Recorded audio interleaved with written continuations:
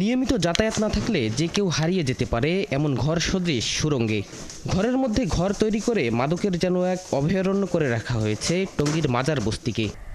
টঙ্গীর মাজার বস্তিতে যৌথ বাহিনীর অভিযানে আটক করা হয়েছে প্রায় অর্ধশত ব্যক্তিকে। উদ্ধার করা হয়েছে দেশীয় অস্ত্রসহ বিভিন্ন রকম মাদকদ্রব্য। অভিযান শেষে গাজীপুর জেলা প্রশাসনে কর্মরত নির্বাহী ম্যাজিস্ট্রেট রায়হানুল ইসলাম জানান, অভিযানে প্রায় ৬০ জনকে আটক করা হয়েছে। বস্তিটি ঘিরে বিভিন্ন সন্ত্রাসী কর্মকাণ্ডের তথ্য ছিল তাদের কাছে। বিস্তারিত সুমন তানবীরের প্রতিবেদনে।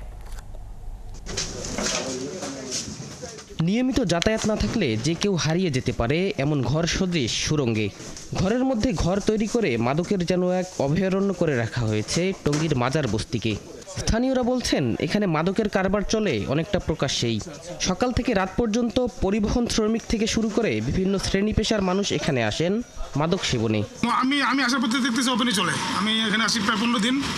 15 দিনের ভিতরে দেখতেছি ওপেনে এখানে ইস্তেফা গেল। পুলিশ এখানে বসে ডিউটি করছে, পুলিশ সব জানতো, এরপর আর কোনো অভিযান যায় না। এর আগে বিজিবি আসছে, র্যাবের রেড পড়ছে, দৌড়া নেয়, আবার কয়দিন পরে বন্ধ থাকে, আবার শুরু। শনিবার যৌথ বাহিনী অতর্কিত অভিযানে এসে নিজেরাও ভিমড়ি খেয়ে যায়। বিভিন্ন ঘরে অভিযান চালিয়ে উদ্ধার করা হয় দেশীয় অস্ত্রসহ বিপুল পরিমাণ মাদকদ্রব্য। আটক করা হয় প্রায় অর্ধশত মাদকাসক্ত ব্যক্তিসহ মাদক কারবারিকে। অভিযানে নেতৃত্ব দেওয়া গাজীপুর জেলা প্রশাসনে কর্মরত নির্বাহী ম্যাজিস্ট্রেট রায়হানুল ইসলাম জানান, শুধু মাদক ব্যবসার অভিযোগে নয়, বিভিন্ন মামলার এজাহারভুক্ত আসামিরা বস্তিতে আত্মগোপনে রয়েছে বলে তথ্য ছিল তাদের কাছে।